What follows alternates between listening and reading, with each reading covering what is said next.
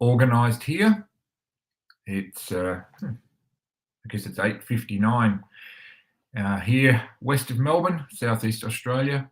I hope wherever you are tuning in to catch this episode, either live or the replay, you are well and you are having a good trading week. If you are actually an active trader, I hope you're having a good trading week. And if you're thinking about trading or just curious, I hope you're having a good week, whatever it is you may be doing. I've got myself sorted here. We had a light blow in the home office here, my trading office this morning. So it's a little bit dark. I apologise. But that's why I've got the blinds up slightly to let in some natural light. I hope that is not too blinding. Whoop, on that side over there. And I've got my hot coffee. Got to have the hot coffee to start the day. Strangely enough, having a nice hot coffee is part of my pre-trading day ritual.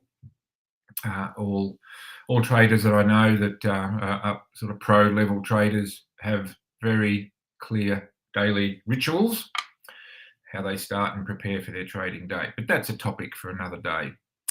Today, I would like to talk a little bit about the inconvenient truth of the trading industry, the biggest lie, most likely, of the trading industry. And it's the one that you and probably most people fall for. So I'd like to talk through that. And I would also, and I plan to answer a couple of questions at the end. Now, I've already got a couple of questions being sent to me around this topic. So if there's any questions that pop up during the show, put them in the chat or just DM me privately on LinkedIn, and I will try and address them at the end of the show. So what is this biggest lie in trading? So I guess we all come to trading from one perspective or another, but probably the most common perspective would be that trading is a great place to make a lot of money. This is part of the promise of trading. And I guess it's reasonable to draw that conclusion because I don't know exactly how many hundreds of billions or trillions of dollars change hands every day on the global markets, currency markets, various stocks, commodities, cryptos, other different markets. There are trillions of dollars that change hands every day. So lots of people are losing a lot of money. Some people are making a lot of money. So I guess we look at trading and we go, okay, I've had some success somewhere else in my life, either business, career, sports, family, entrepreneurship. And I guess I look at trading or we look at trading and we go, okay, that's about having a formula, about following a process, and about repeating it. And if you can do that, there is a lot of money to be made. And ostensibly, it looks like that is actually not that difficult. And topic for another day, that part of trading isn't actually that difficult. But herein lies the big lie or the inconvenient truth. And that is that very, very, very, very, very few people make money trading in the longer term. Now, you've got proprietary traders, and anybody that trades or has been around trading would understand a proprietary trader. But if you don't, proprietary traders are traders that work for trading houses, companies, and they trade the company's money. And generally how proprietary traders make a living is they split profits with the house. So they don't trade their own money, they trade the house's money. So there's quite a few trading houses around, obviously Wall Street and other parts of the world.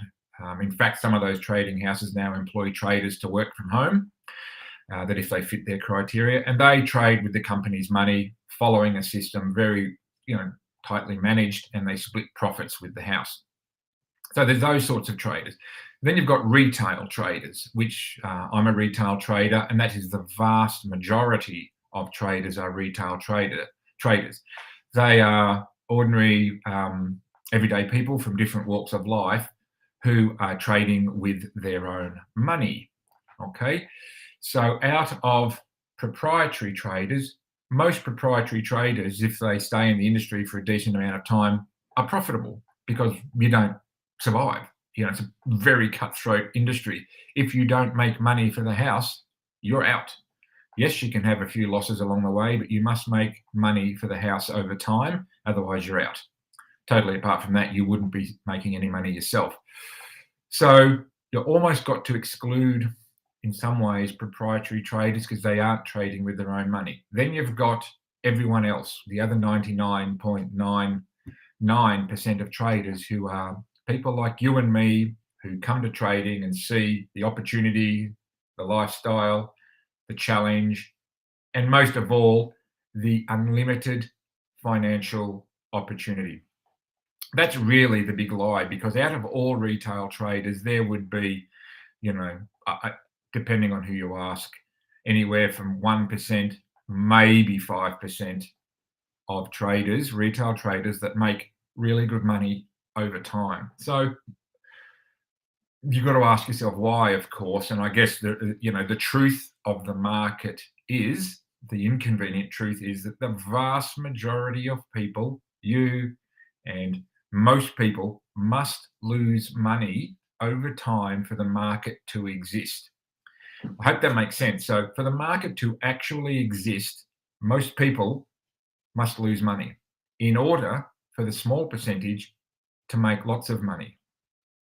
So this is when we're lured into trading by the promises, the opportunity, the interest, the financial side of it, the freedom, all those things, we don't tend to, I think, take those statistics seriously enough. That there's got to be a good reason why, despite the opportunity, despite all the money that's available, despite some of the, I guess, the simplicity of some of the trading methods that people learn, that the vast majority still lose their money. They blow up their accounts multiple times until they eventually give up. This is just the normal arc of a trader's life.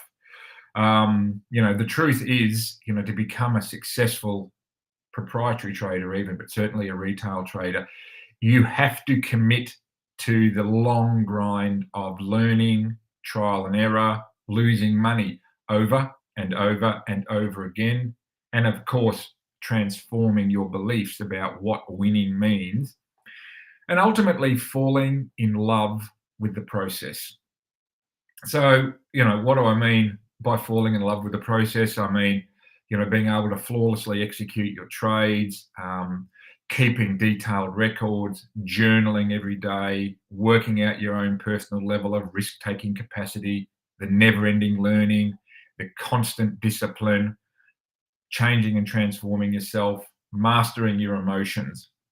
All of these things are what are required to be successful at trading over time. And not just required, you need to love those things, not the outcome. That's the big lie. The big lie of trading is you will never make a success of trading by focusing purely on the outcome, which is generally why we're drawn to trading in the first place. So this is the real paradox. The reasons we're drawn to trading are not the reasons that we can succeed at trading. So what are the reasons we're drawn to trading? I've mentioned these. It is that we can make a lot of money. We can feel good trading. We can do something that challenges ourselves and we feel good accomplishing success, and we attach that success to money, right? And I think if I was to even give an example, I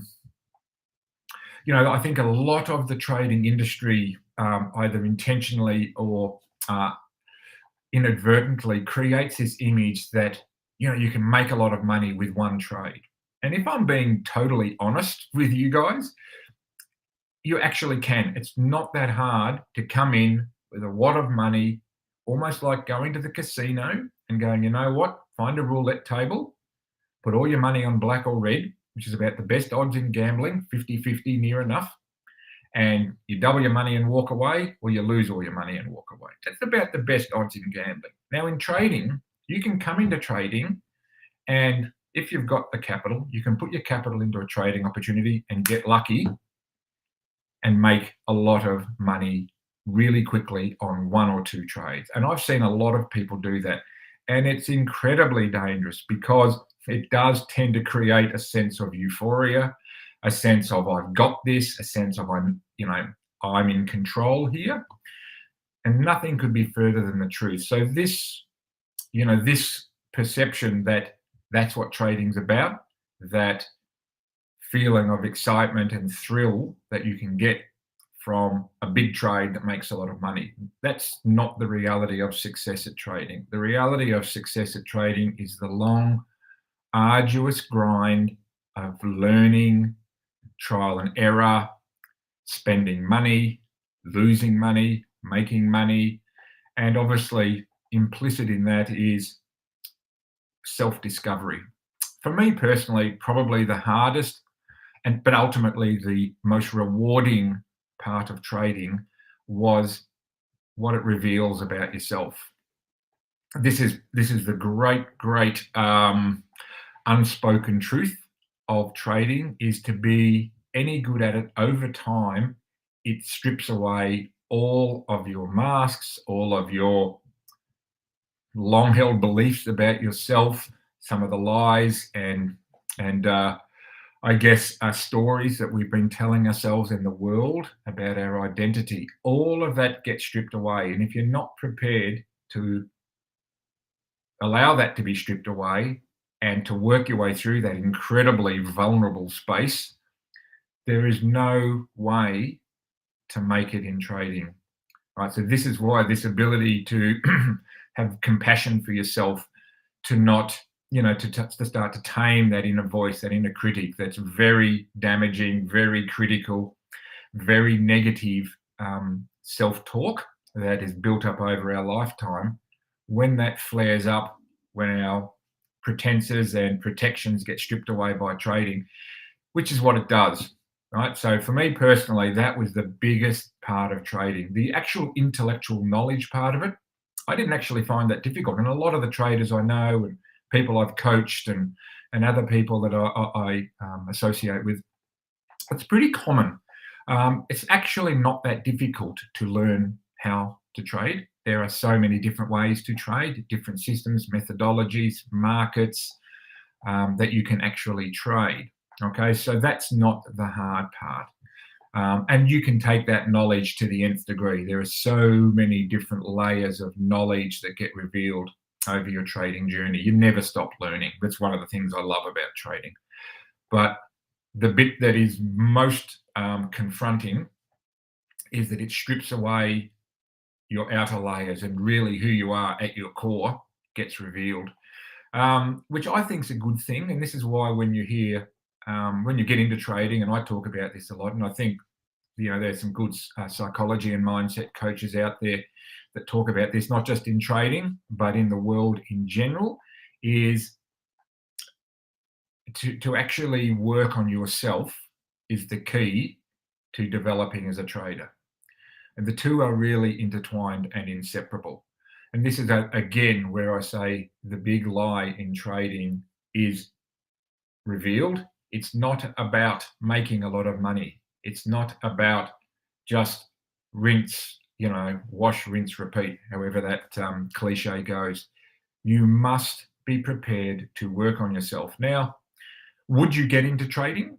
I mean, I would ask anybody watching this, would you get into trading if the industry or the organization said to you, the very first thing is you must be prepared to strip away all of your pretenses and work on yourself. Don't worry about the money. You must be prepared to work on yourself. Would you be as interested in trading if that was the headline attracting you into trading? Now, I would argue that's a much better way. I think the success level in trading would be much higher if people knew up front that the number one thing that you need to do is work on yourself, not work on your trading system. Okay, so this sort of, as I said, this big lie, the big inconvenient truth of the industry is it is designed almost organically. It's evolved over many decades, many decades, even centuries, but certainly decades. It's evolved to draw in a lot of people for the lure of easy money. And it's almost necessary for that to happen so that the small number of people who actually know what they're doing and have mastered their emotions and are a high emotional intelligence know how to draw amateur traders into traps and take their money, because they understand human nature, they understand how the mind works, and they know that the vast majority of traders, despite even having a couple of early big wins and despite being very intelligent and clever people, the vast majority of traders will become overwhelmed by their emotional side and will keep repeating the same mistakes over and over and over, because that's what markets are. They are collective behavior. That's what any market is. It represents the collective psychology of millions of people. Right? This is why, to be a good trader, you must be a good student of human nature. So I hope that this information is really, really helpful and points you in the right direction if you're thinking about trading, if you're already trading, no matter what your level of progress, even if you're a proprietary trader. I mean, I have worked with proprietary traders who are really looking to fine tune themselves and to add another 1 and 2% to their performance. So, what I'm talking about here is applicable to all traders across the gamut of trading, right from day one to the best proprietary traders who make 8 figures a year, right? They don't, they do have some great systems and methodologies, but they execute them correctly and they understand how people work, how the mind works, and they use that to their advantage to extract capital from the market over time. So if you're in that situation of thinking about trading, just think about working on yourself as well as working on your system.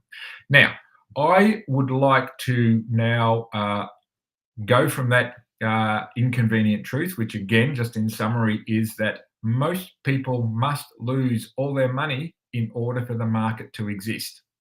The market draws the vast majority of people in who will lose all of their money over time. And it has to be that way so that the small percentage take all the money.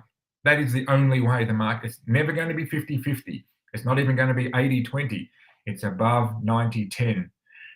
Some people would say it's 99-1, 98-2, but the vast majority of people in the market must lose in order for the market to exist. So if you want to be in the small percentage who prosper over time, you must take this information on board and work out how you need to work on yourself to take yourself from the majority into the minority. Now, I want to now go to a couple of questions quickly that I've had given to me previously to this episode, and I've got one question that's come up in a DM as well. So this first question is, why do so many people still fall for the marketing hype? Good question. That is from Sevi or Steve? I think it's Sevi. Thanks, Sevi. So why do so many people still fall for the marketing hype? Well, I would argue that it's not even marketing hype. It is, I guess it's human nature, Sevi. Most people come to trading to make money. Of course you do. You wouldn't do it if you didn't want to make money trading, right? Nobody comes to the market and says, hey, I've got $100,000. My plan is to have fun and lose it all. So nobody does that.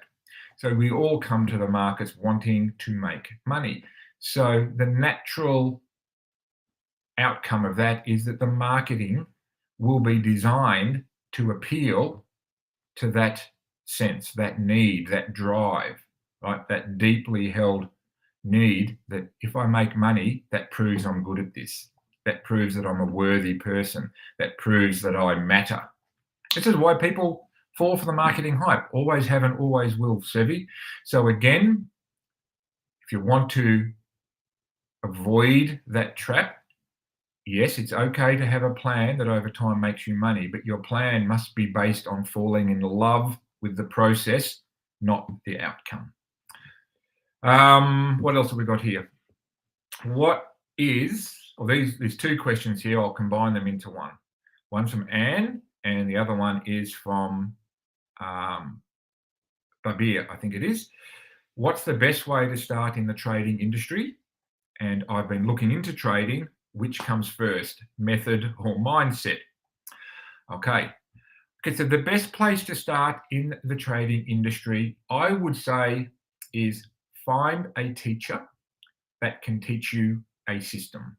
Right, and now, this is just generally what I would do. Find a teacher that can teach you a system, right? Somebody who's got proof that they know what they're doing and that their system works, okay?